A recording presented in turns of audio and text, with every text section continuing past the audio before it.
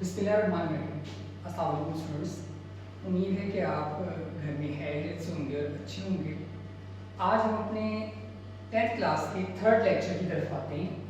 Previous lecture में मैंने आप लोगों को एनवायरमेंटल सिस्टम्स तक महदूद किया था, बल्कि एनवायरमेंटल सिस्टम भी हमारा कंटिन्यू नहीं हुआ था। इक्विलिब्रियम की फर्स्ट एग्जांपल ही मैंने करवाई थी आप लोगों को, which is the exchange of gases. आज हम इक्विलिब्रियम की दूसरी एग्जांपल के मतलब कंप्लीट डिस्कस करेंगे, विच इज़ एनवायरमेंटल सिस्टम। आप सबकी बुक का जो फर्स्ट पेज है इसमें एनवायरमेंटल सिस्टम को डिस्कस किया गया है। मैं आप लोगों के साथ इसको डिस्कस कर रहा हूँ ताकि आप वहाँ से अच्छी तरह कंसल्ट कर लें। Many environmental systems also depends upon the principles of chemical equilibrium और इक्विलिब्रियम। बहुत से एनवायरमेंटल सिस्टम्स का इंसार भी इक्विलिब्रियम के असूलों पर है। इन लेक वाटर, झील के पानी में, the concentration of dissolved gases depends upon the laws of equilibrium. जो हर जगह गैसेस की कंसंट्रेशन है वो इक्विलिब्रियम की बदौलत ही होती है, कांस्टेंट रहती है, ठीक है। लाइक इन सी वाटर, समुद्र के पानी में, the concentration of dissolved oxygen gases 86% which is always remains constant. यानी समुद्र के पानी में हर जगह ऑक्सीजन गैस की जो मिकदार है वो 86% है, जो हमेशा मुतय्यन रहती है, बरकरार रहती है, ना इससे कम होती है ना इससे ज़्यादा होती है। ये आप लास्ट टाइम 9th क्लास में पढ़ चुके हैं।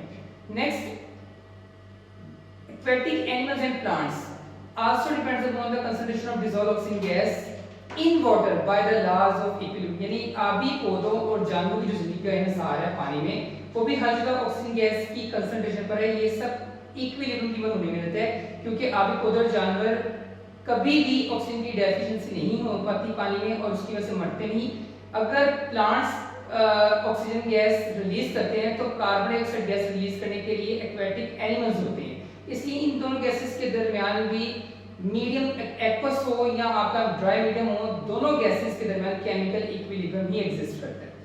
तो स्टूडेंट्स, यहाँ तक हमारी ये इक्विलिब्रियम की जो दो एग्जांपल्स थी वो कवर हो गई। आज हम जो नेक्स्ट आर्टिकल पढ़ रहे हैं, which is the difference between irreversible and reversible reactions. इससे पहले मैं आप लोगों को इरिवर्सिबल रिवर्सिबल रिएक्शंस में डिफरेंस तो नहीं, लेकिन जस्ट उनको डिफाइन करवा चुका हूं। आज हम इसका कंप्लीट डिस्क्राइब करेंगे difference. First, what is the difference between irreversible and reversible reaction. तो हम इसको पहले डिफाइन करते हैं। इरिवर्सिबल रिएक्शंस क्या होते हैं या इरिवर्सिबल रिएक्शंस किन्हें कहते हैं? Those reactions in which products do not recombine to form reactants are called irreversible reactions. ऐसे रिएक्शंस जिनमें प्रोडक्ट्स दोबारा आपस में रिएक्ट करके कभी भी रिएक्टेंट्स ना बनाएं, उन्हें हम इरिवर्सिबल रिएक्शंस कहते हैं, यकसिंती ताल्लुकात कहते हैं। रिवर्सिबल रिएक्शंस क्या होते हैं? Those reactions in which products recombine to form reactants are called the reversible reactions. ऐसे रिएक्शंस जिनमें प्रोडक्ट्स दोबारा आपस में रिएक्ट करके रिएक्टेंट्स में तब्दील हो जाएं, रिवर्सिबल रिएक्शंस कहलाते हैं। नेक्स्ट, इरिवर्सिबल रिएक्शंस का जो सेकंड नेम है, they are called the forward reactions. Reversible reaction का सेकंड नेम है, they are called the backward reactions. ये मैं आपको पहले बता चुका हूं। डायरेक्शन की बात करते हैं। irreversible reactions are always proceed in only one direction or forward direction। irreversible reactions सिर्फ एक ही सिंक में वाक़ होते हैं, वो है forward direction यानी forward सिंक।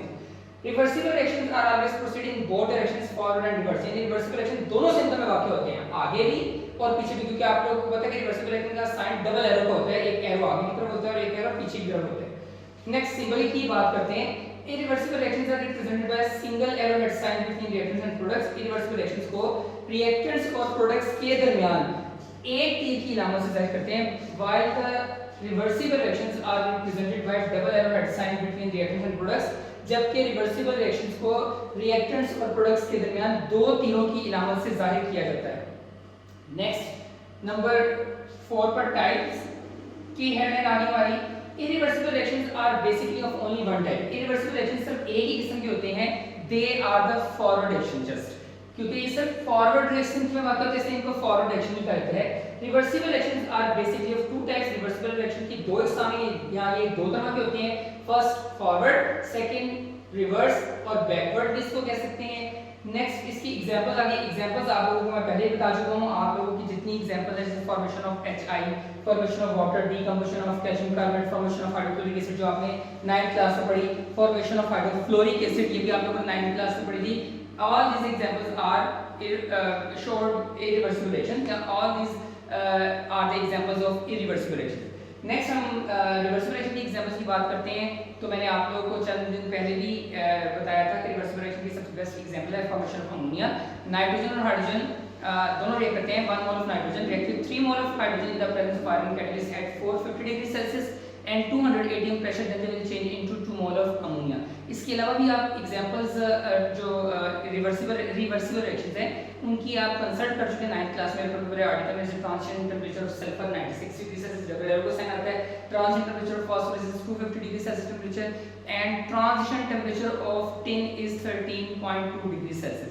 तो ये सारी की सारी डबल एरो के साइन के साथ हैं, इसलिए रिवर्सिबल रिएक्शंस को शो करती है। नाउ अब हम आज अपना नेक्स्ट आर्टिकल शुरू करते हैं।